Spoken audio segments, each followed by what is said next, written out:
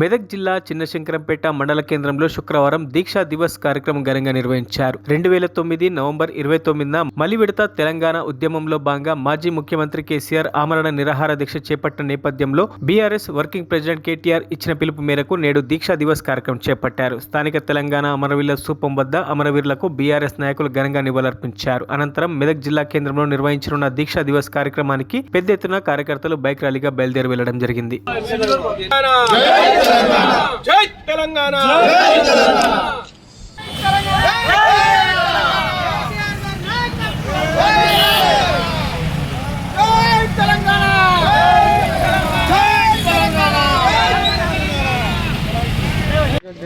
కేసీఆర్ గారు ఈ రోజునే దీక్ష పూనుకున్న రోజు కాబట్టి అయితే అంతకుముందు జరిగిన తెలంగాణ ఉద్యమం ఒకెత్తైతే కేసీఆర్ గారు దీక్ష పూనిన రోజు బ్రహ్మాండంగా రాష్ట్రమంతటా కూడా ఇది అలజడి స్టార్ట్ అయ్యి ప్రతి ఒక్క పౌరునిలో తెలంగాణ కావాలనే అది ఉత్తేజం చెలరేగింది.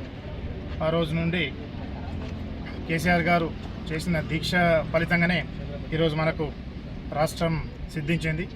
దాంట్లో అయితే ఎవరు కూడా అనుమానపడాల్సిన అయితే అవసరం లేదు. అవంతా కూడా చరిత్ర చెప్తుంది, మనం చూస్తూనే ఉన్న పరిస్థితులు కూడా.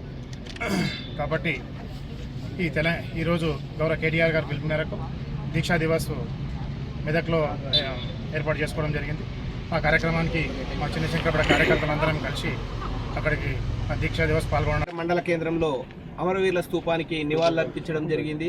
ఈరోజు దీక్షా దివస్ కార్యక్రమాన్ని మెదక్లో ఏర్పాటు చేయడం జరిగింది. కాబట్టి ఇక్కడ ఉన్నటువంటి కార్యకర్తలందరం కూడా మూకుమ్మడిగా తరలి వెళ్ళడం జరుగుతుంది. దీక్షా దివస్ను మనము గతంలో జరిగిన ఉద్యమంలో జరిగినటువంటి అంశాలన్నింటినీ కూడా నెమరు వేసుకుంటూ నిజంగా ఆ రోజు పరిస్థితులు చూస్తుంటే పార్టీలకు అతీతంగా ఏ పార్టీలో ఉన్న వాళ్ళు కూడా అయినా సరే దీక్షా దివస్ను మొదలుకొని తెలంగాణ రాష్ట్రం వచ్చేంత వరకు కూడా ప్రతి ఒక్కరు సన్నద్ధమై కృషి చేసినటువంటి చరిత్ర తెలంగాణ చరిత్ర. ఈరోజు తెలంగాణ ఏర్పడిన తర్వాత 10 సంవత్సరాల కాలంలో ఎనలేని అభివృద్ధి చేసినటువంటి ఘనత మన కేసీఆర్ బీఆర్ఎస్ ప్రభుత్వానికి దక్కింది.